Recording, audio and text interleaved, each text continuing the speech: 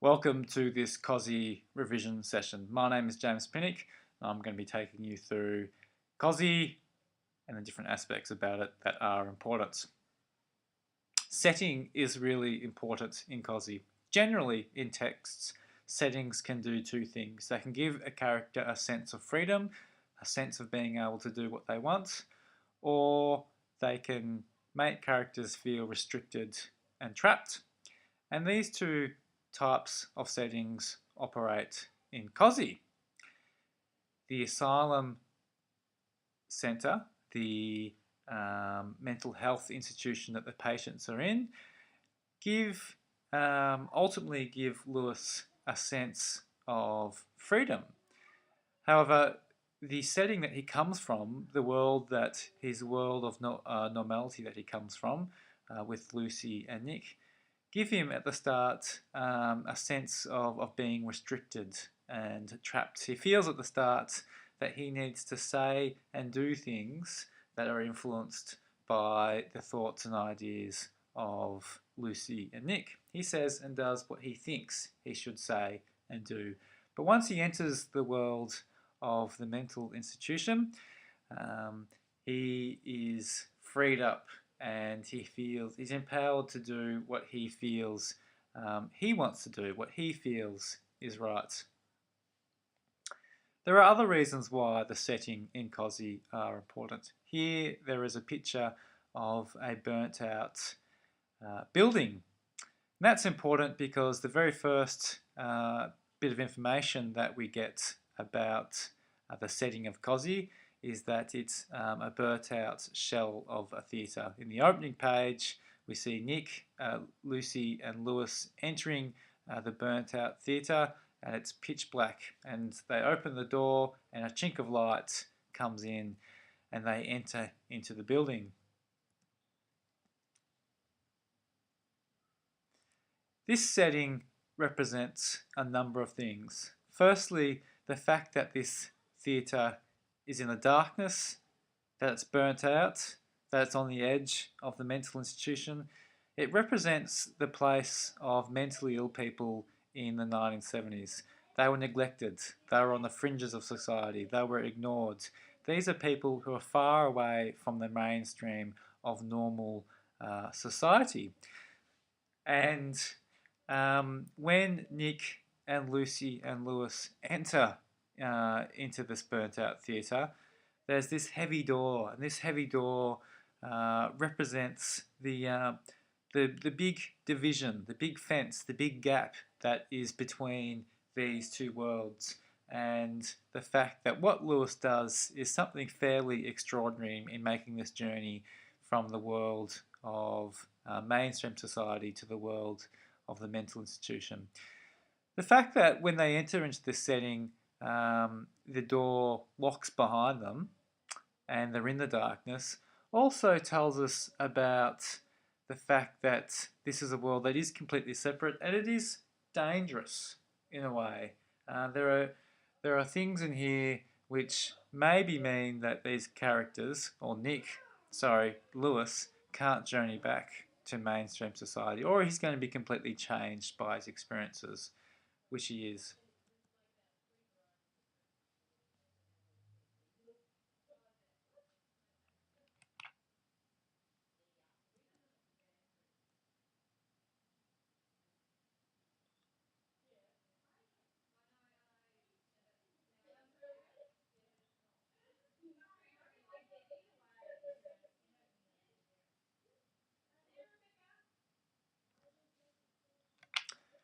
Okay, there are other important things which are important about the setting. This is a period of great social change, the 1970s. There were protests against the Vietnam War. There was a peace movement. Feminism was becoming a growing movement. There was a growing call for equal rights for women, for gender discrimination to stop, and there was movements in civil rights, equal rights for marginalised groups like ethnic minorities. So there are all these progressive movements going on, and Lucy and Nick are at the head of some of these progressive movements in terms of peace protests.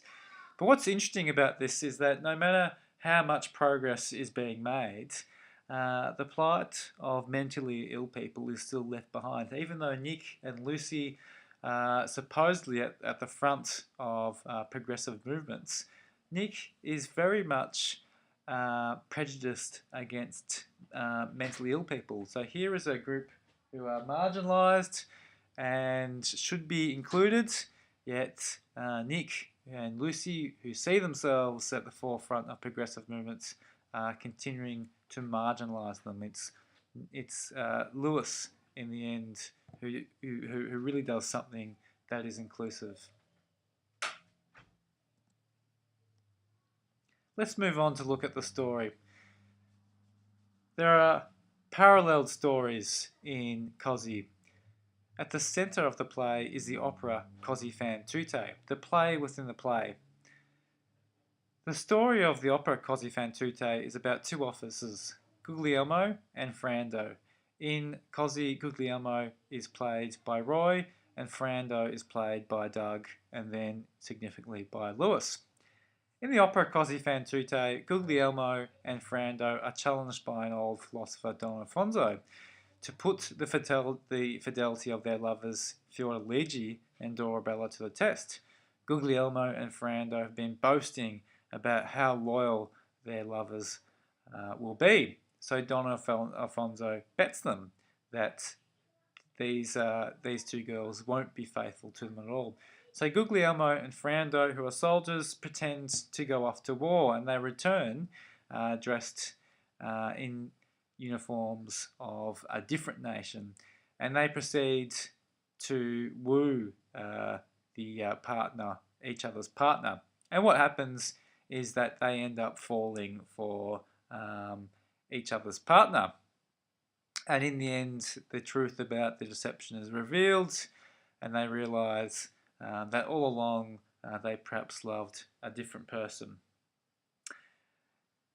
What's perhaps important here is not so much this idea of love and fidelity, but taking a risk and assuming and experimenting with different identities and making transformations in order to realise what you really want. Of course, love and fidelity is an important theme in this play, but transformations and questions of identity, I think, are more important.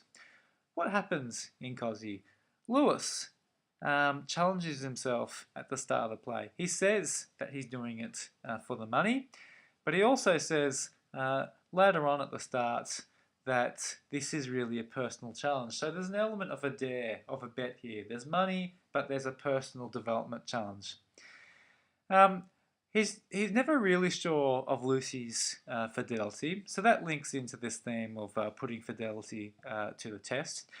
But really, when he takes on the role of a Ferrando in the opera Cosi fan tutte, and he becomes a bigger part of the world of the mental asylum, he makes a powerful transformation in terms of his identity, and he realizes what it is that he really wants and what it is that he really thinks is important in life, and he makes this transformation just like the characters in Cosi fan tutte make a transformation. So it's important to see that these two stories parallel each other, not just in terms of love and fidelity, but in terms of other themes as well. Let's look at the character of Lewis. Julia says to him, in a way, you're sort of testing yourself by coming here. For Lewis, this play is very much a profound personal journey. To see it simply as a journey from thinking that love isn't important at the start to love is important at the end, I think is very much simplifying this play. Of course that's important, and Lucy says at the end, working with these people has changed you. We used to talk about important things. Now all you can talk about is reactionary drivel like Cosi fan tutte. Lucy says that love is important, and Lewis is very influenced by that at the start. But what I think is most important is at the end, he's independent. He has this sense of being able to say and do what he wants, and he's no longer influenced to Nick and Lucy to the point where he says and does what he thinks they would say and do. At the start of the play, he doesn't want to do the opera Cosi fan tutte because he thinks Lucy and Nick would laugh at it. And he suggests a play that Nick would approve of by Bertolt Brecht. But he comes to see that as ridiculous as it is putting on an opera in Italian by people who can't speak Italian or can't sing, as ridiculous as it is, it has this wondrous effect upon the inmates of the mental institution.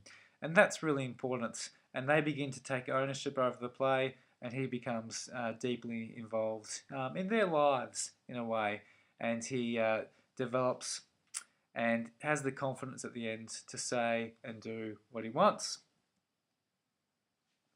At the start, Lewis is really defined and described as lacking confidence. And it's important when you're writing about this play that you don't just talk about what the characters say, but you talk about the stage directions which are used to describe them. And Lewis is described as not knowing what to say in the stage directions, or talking hesitantly or uncertainly.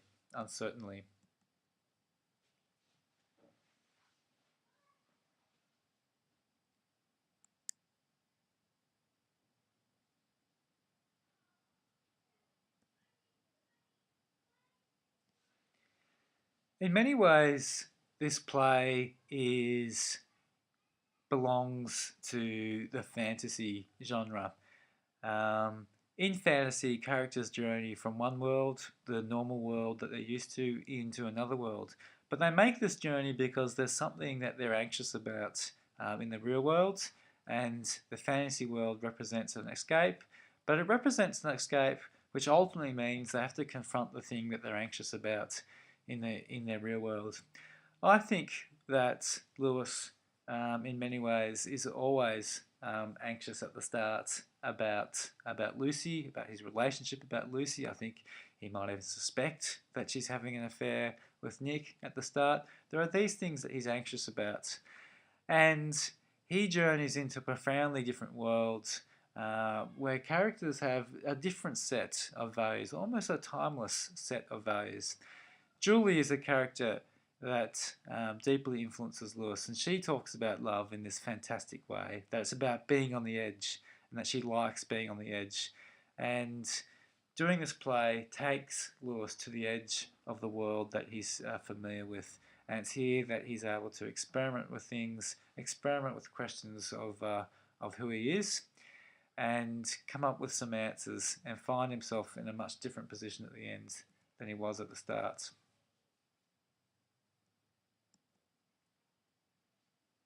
I think one important lesson for Lewis is, in the end, he accepts the patients, the inmates of the mental institution for who they are. There's no miraculous Hollywood endings at the end of this play. Roy doesn't suddenly become not mentally ill.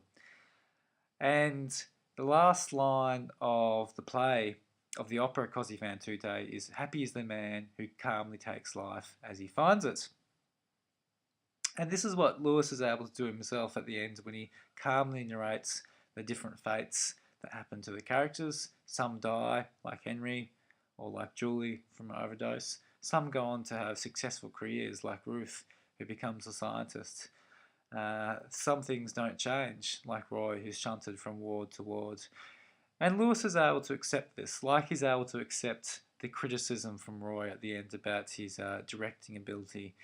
You know, another person might expect Roy to be grateful and happy for all the effort that Lewis has put in, but Roy is the same old Roy in the end, and is as nasty to Lewis at the end as he is throughout the play. But Lewis accepts this, and he accepts these people can't change. This is who they are, and that's a powerful lesson. But Lewis knows that he himself can change, and that he has changed. Julie and Lucy are two characters who can be compared and contrasted, and it's important to note that in many productions of this play, these two characters are played by the same person. And in a way, this harks back to the influences of the playwright, Lewis Nowell, who's very influenced by the works of Shakespeare, and this play is influenced by the play A Midsummer's Night's Dream, which talks about some young lovers going from the city and travelling to the forests, and in the forest they come across some people who are rehearsing a play. And all kinds of fantastic things happen, and there are reversals, and people fall in love with people who they didn't think they loved. And it mirrors in some ways aspects of the plot from Cosi. In Shakespeare's time, in his plays, some characters, different characters, were sometimes played by the same actor, and this emphasised the dual nature of characters. And this is used to this effect in productions of Cosi to show us that Julie and Lucy are opposites, but they're also linked. They believe opposite things about love, for example. Julie saying that love is like a drug. It's something that you can get high on. It's something that takes you to the edge. It's something that's exciting. Lucy, on the other hand, believes that talk of love is icky and that it's way down on the list of things that are important. But in other ways, they're very similar. Julie says that men have double standards. Lucy also says that men are hypocrites in terms of their approach to the fidelity of women. Both women are catalysts in the life of Lewis. They make Lewis make choices. Lucy says, make a choice in the second act. And Julie challenges Nick to think about what he really wants. The fact that these two characters are played by the same actor, by the same actress in productions of Cosi, show us that sometimes what we want can be right before our eyes, but we don't really realise it. Or sometimes we think we know what we want, but it's something that's completely opposite. And having the same actress play these two female characters highlights that aspect of Lewis's character. Nick is someone who's very superficial. I think it's no coincidence that he becomes a politician at the end of this play. He says things that he thinks are populist. He says things that he thinks he should say, not necessarily what he believes. So when Lewis overhears him talking about barricades and bombs on the radio, it's really Nick talking himself up. It's really Nick saying what he thinks is going to be popular, not necessarily what he believes. He likes the sound of his voice. He's a very superficial character. So he sexually praises the women in his life. On seeing Julie, he comments about her appearance. He says to Lewis about his relationship with Lucy that it's only sex. We're talking about someone who operates on the surface of things. He's not someone who has a deep understanding of the emotional lives of characters around him. If we think about the world of the mental asylum versus the world of mainstream society, Roy is someone who's really at the centre of the world of the mental asylum. Lewis is somewhere in between, but Nick is the furthest away from the world of the mental asylum that someone can be. Is that part of mainstream society that's completely disconnected. Roy is at the very centre of the world of the mental asylum. His extreme behaviour, like Doug's, really seems to symbolise where and how people with mental health issues can find themselves divorced from mainstream society. Roy really wants to put on the opera Cosi fan tutte. He sees it as important, and it is a fantasy. It's a way of escaping the everyday depressing asylum. And it's a way for him to return to what he sees as his childhood, a world of tea parties, dances in our ballroom, circus performers. It's a fantasy, and I keep coming back to the idea of Cosi is a fantasy text.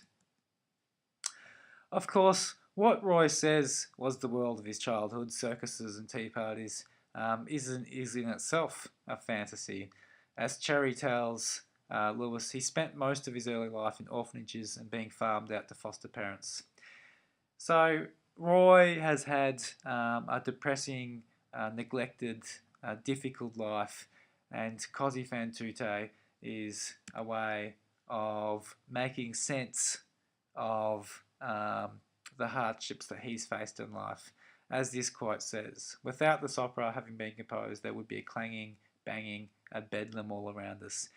Escaping into this fantasy of Cosi fan tutte is a way of making sense of the chaotic world around him.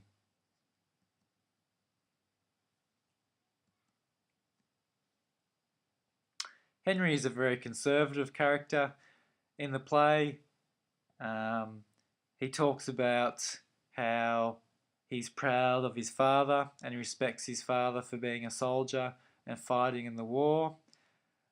He dislikes the fact that Lewis wants to make fun of that, or seems to be wanting to make fun of that by dressing up characters for Cosi fan tutte in the uniform of Vietnam soldiers.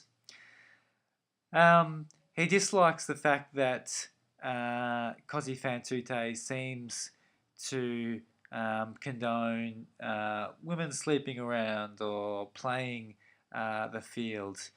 He believes in love, in fidelity, in loyalty, in respect, and he highlights that these values that might be perceived as conservative and old-fashioned and fuddy-duddy by Nick are in fact important and worthwhile.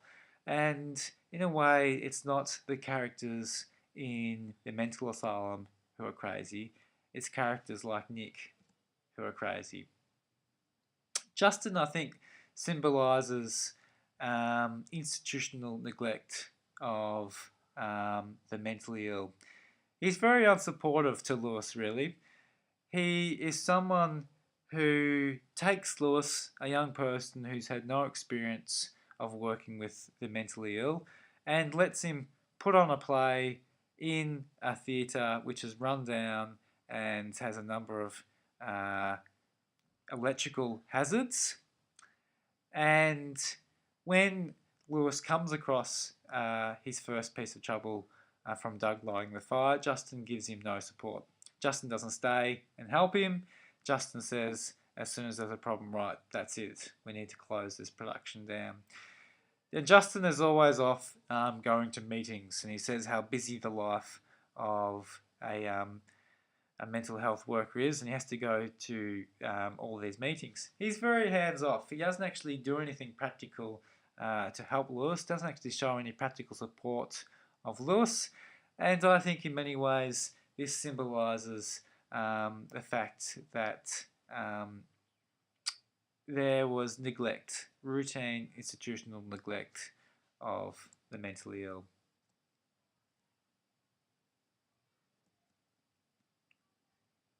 Doug is a pyromaniac. He lights fires. And he's both a real firelighter and a symbolic firelighter. His action threatened to get the show cancelled in its early stages when he sets fire to a toilet. It's Doug who asks the most frank questions of Lewis. Like, was Lucy a virgin when you first had her? And how many did Lucy have before you? And these questions might seem crass, but they're really questions that Lewis had been thinking about anyway. They're concerns that Lewis had been anxious about anyway. And Doug simply says out loud what Lewis had already been thinking inside him. So, in a way, by asking these questions, he's lighting a fire. He's getting Lewis to actually think about these things. When Doug actually does light a fire and gets kicked off the production, That means that Lewis has to take up the part of Doug, and that is the part of Ferrando. And Ferrando is the one who kisses Julie, or the character that Julie plays. So this brings Lewis further into the world of the mental institution and connects him with Julie. So it's a catalyst. It makes Lewis do something and travel further away from the world of the mainstream that has corrupted him in a way. Setting here with Doug is important too, because Doug talks to Lewis about the abattoir. Lewis lives in a house with Nick and Lucy, and it's near the abattoir, and Doug asks him about it several times, and Lewis talks about how it smells and how you can hear the sound of pigs being slaughtered from the abattoir. And the point here is that the abattoir represents a place that you don't particularly like. Things happen there that you're uncomfortable with. You know, the smell is something that is very unpleasant. This represents the anxieties, the existing anxieties that Lewis has about his life. The anxieties he has that there's something rotten and unpleasant going on between Lucy and Nick. That there's something wrong going on in his own life. Cherry, Ruth, and Zach are all characters who have different conceptions of reality, and reality is an important theme in this play because it's a play about fantasy versus reality. Ruth thinks the more real it is, the more real it is. She is really interested in how can this play accurately portray real life somehow, whereas Zach sees it as an escape. I can't stand real things, just like Roy sees putting on the play as an escape. Cherry, too, sees this play as connecting with representations of reality, like Lucy and Julie. She's concerned about the representations of women and the fidelity of women. It's easy to see that Fiona Ligi is not like Dorabella, who was a bit of a tart, giving in so easily, and most women fight hard to keep men out of their pants, she says. Let's look at some of the themes in the play. Fidelity, commitment, and love is obviously really important. Lewis making that journey from believing that love is not important to seeing that love is important in the end. Love is an important part of fantasy in our lives. It allows us to do things and to be things and to experience an excitement of things that is really important. It's dramatic, and Julie as a character really sums up that importance of love in people's lives. But just to say that this is a play about love and fidelity is to really simplify this play. I think a far more important theme is that of transformations and identity. Lewis journeying from the mainstream through that heavy door into this burnt-out theatre on the edges of society represents this journey into a place that he's completely unfamiliar with. It's completely outside his notions of normality. He tests himself. He undergoes a series of obstacles, but it's in this completely different world where he can really discover who he is. Whereas if you're stuck in that normal world of that household with he and Nick and Lucy, he would always have been under the spell of Nick and Lucy and would never have been able to find out really who he is. So transformations in identity is a really important theme in this play. And that's linked to this idea of reality, confusion, and fantasy. Characters like Roy, like Cherry, like Zach, like Ruth are all concerned with reality and how putting on this play can allow them to either escape or represent reality as they perceive it. But coming back to that idea of fantasy journeys and transformations, it's important that you need to be confused at times. You need to do things that you're unfamiliar with, that are dangerous, in order to really think about the possibilities of who you are and what you can be. At the very start of this play, Nick and Lucy and Lewis enter into this world, and the thick door, the heavy door shuts behind them, and they're in this darkness, and there's this confusion. And this is what this place can do. It's confusing, but that's exciting, and that's an important part of working out who you are. The symbols of the play reinforce this idea of this journey that Lewis is going on, and this fantasy journey of transformation and identity and reality and confusion and working out who he is. I've already talked about the importance and significance of the dark, burnt-out theatre at the start. Throughout the first act, there is a flickering fuse box going on in the background, and that's a really important symbol to talk about the danger and the obstacles that Lewis is encountering. Anything could go wrong at any stage. So it's a journey that he's undertaking that has elements of danger. Lewis lights fires. He lights several fires. Fires make people do things. They make people take actions. And I've already talked about that. Fire is also destructive, I guess. But it can also be an important part of renewal. After fire, things grow again. And at the start of Act 2, there is rain. And I think it's really important that at the start of Act 2, things are going really well in terms of the production of Cosi. Characters are taking ownership of the play. They're putting in their own twist to the play. Rehearsals are going really well. And there's a sense of renewal. There's a sense of purpose behind the characters. There's a sense of the characters doing something that they really want to do. So they're going somewhere purposeful on this journey. After this, there's a scene where the fuse box does suddenly flick out and the theatre is thrust into darkness. And in this darkness, Lewis kisses Julie.